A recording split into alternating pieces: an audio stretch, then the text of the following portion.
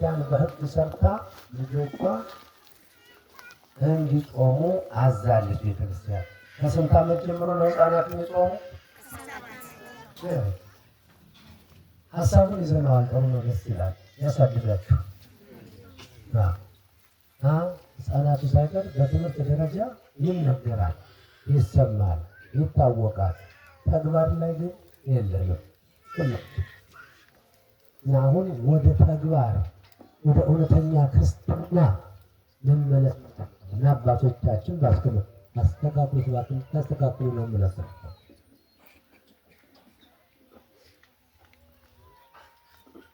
እና ወደ እውነተኞች ክርስቲያኖች ሆነን እግዚአብሔርና እኛ የምንገናኝበትን መስመር የለቀቅነው ስለሆነ ወደ መስመራችን እንድንገባ ከእግዚአብሔር ጋር እንድንገናኝ ኢትዮጵያ በእውነት የእግዚአብሔር ሀገር፣ የተባረከች ሀገር፣ ብዙ ቅዱሳን ያሉባት ሀገር እናት ነበረች። ግን አሁን እሱ እየጠፋ እየሄደ ስለሆነ ከዚያ ወደ መስመራችን እንድንገባ ነው ያለው። እሺ፣ አሁን ወደ ንባቡ እሄዳለሁ። ይሰማችሁ ይሆን? ድምፅ ማጉላቱ ጥሩ አይደለም። ይሰማል?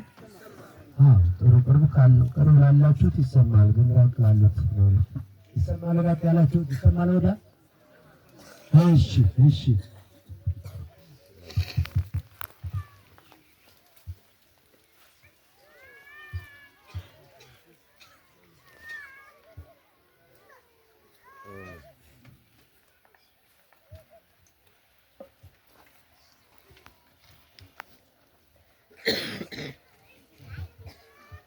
በጣም አጫጭር 4 ምዕራፎች ናቸው።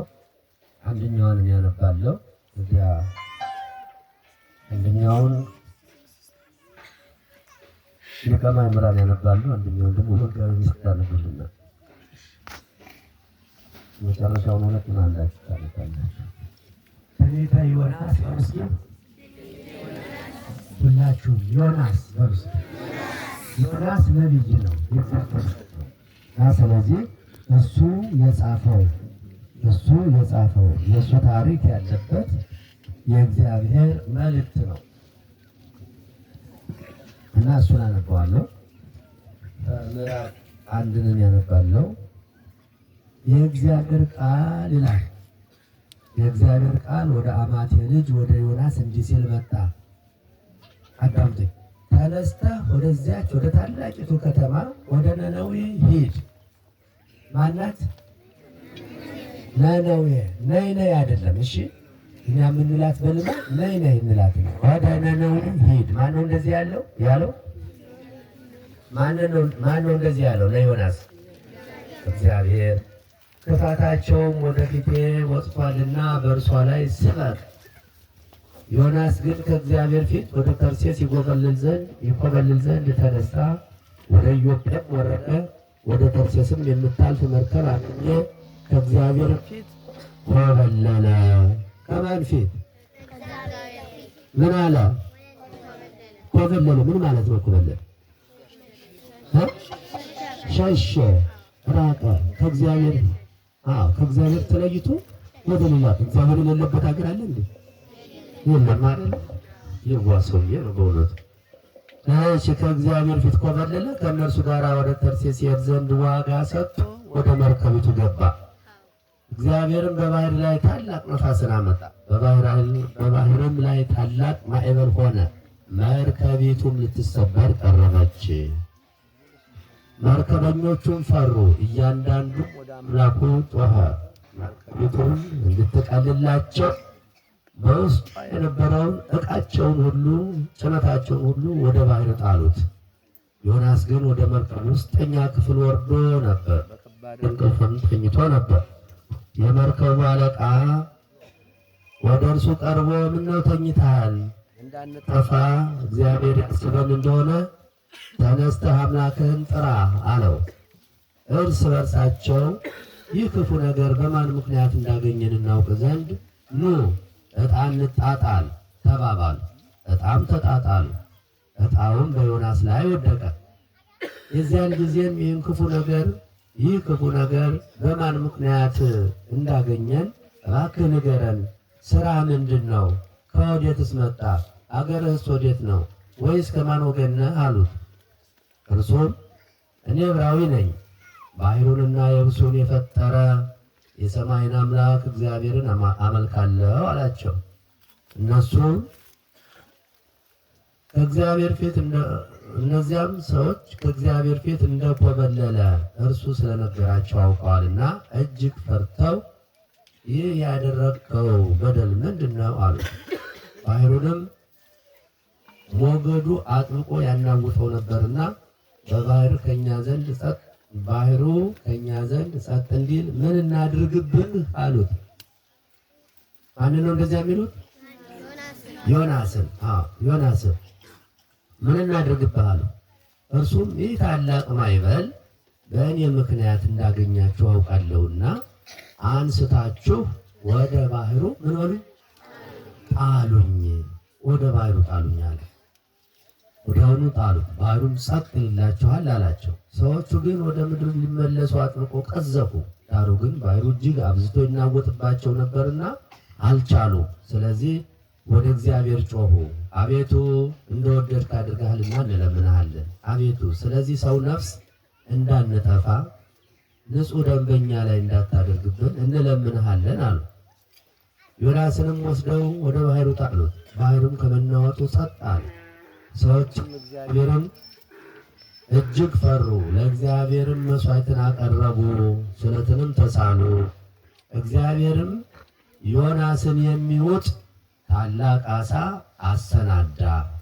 ዮናስም 3 ቀንና 3 ሌሊት በዓሣው ሆድ ውስጥ ነበረ። አዳምጡ፣ ይቀጥላል። ይቀጥላል ታሪኩን በአጠቃላይ አሁንም ሰማውና ቅድም እንዳልኳችሁ ከዚህ እየጠቀሱ ከዚህ እያወጡ ከዚህ እየመዘዙ ሊቃውንቱ በሰፊው ያስተምሩናል። እግዚአብሔር ልቦናችን ያብራልን።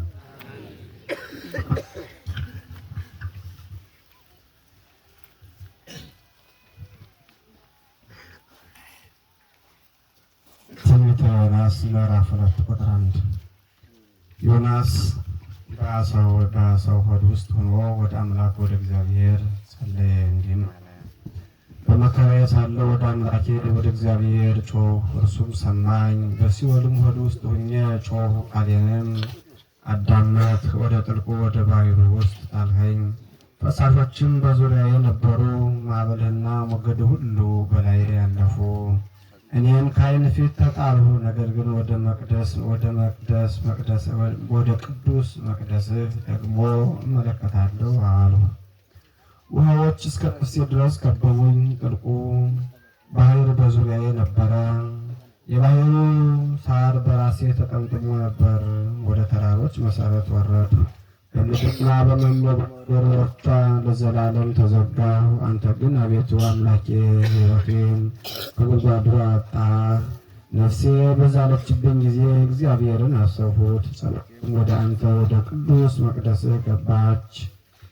ከንቱነትንና ሐሰትን የሚጠብቁ ምሕረታቸውን ትተዋል። እኔ ግን በምስጋና ቃል እሠዋልሃለሁ፣ የተሳልሁትንም እከፍላለሁ። ድህነት ከእግዚአብሔር ዘንድ ነው። እግዚአብሔርም ዓሣውን አዘዘው፣ እርሱም ዮናስን በየብስ ላይ ተፋው።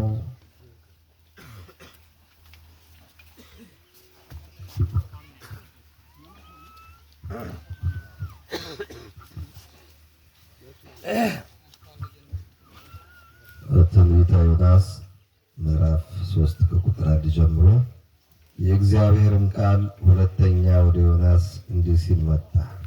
ተነስተህ ወደዚያች ወደ ታላቂቱ ከተማ ወደ ነነዌ ሂድ፣ የምነግርህንም ስብከት ስበክላቸው አለው።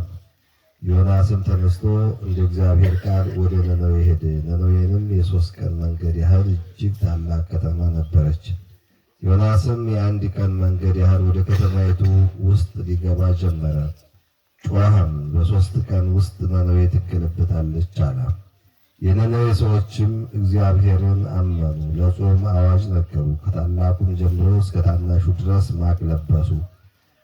ወሬውም ወደ ነነዌ ንጉሥ ደረሰ። እርሱም ከዙፋኑ ተነስቶ መጎናጸፊያውን አወለቀ፣ ማቅም ለበሰ፣ በአመድም ላይ ተቀመጠ፣ አዋጅም አስነገረ። በነነዌም ውስጥ የንጉሡንና የመኳንንቱን ትእዛዝ አሳወጀ፣ እንዲህም አለ።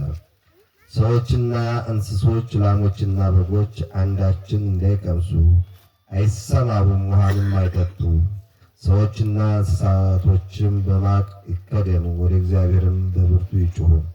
ሰዎችም ሁሉ በክፉ መንገዳቸውና በእጃቸው ካለው ግፍ ይመለሱ።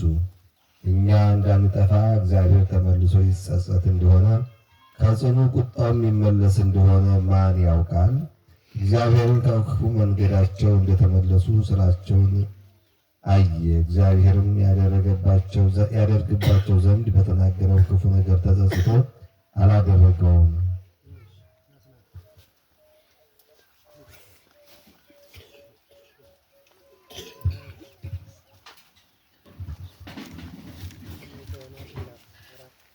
ትንቢተ ዮናስ ምዕራፍ 4 ቁጥር 1። ይህም ዮናስ ከቶ ደስ አላሰኘውም። እርሱም ተቆጣ። ወደ እግዚአብሔርም ጸለየና አቤቱ ለምንሃለው፣ በአገሬ ሳለሁ የተናገርኩት ይህ አልነበረምን? አንተ ቸርና ይቅር ባይ ነህ። አንተ ቸርና ይቅር ባይ ታጋሽም ምሕረትህ የበዛ ከክፉ ነገርም የተነሳ የምትጸጸት አምላክ እንደሆን ካውቄ ነበርና፣ ስለዚህ ወደ ተርሴስም ልኮበልል ፈጥኜ ነበር። አሁንም አቤቱ ከሕይወት ሞት ይሻለኛልና እባክህ ነፍሴን ከኔ ውሰድ አለው። እግዚአብሔርም በውኑ ትቆጣ ዘንድ ይገባሃልን? አለ።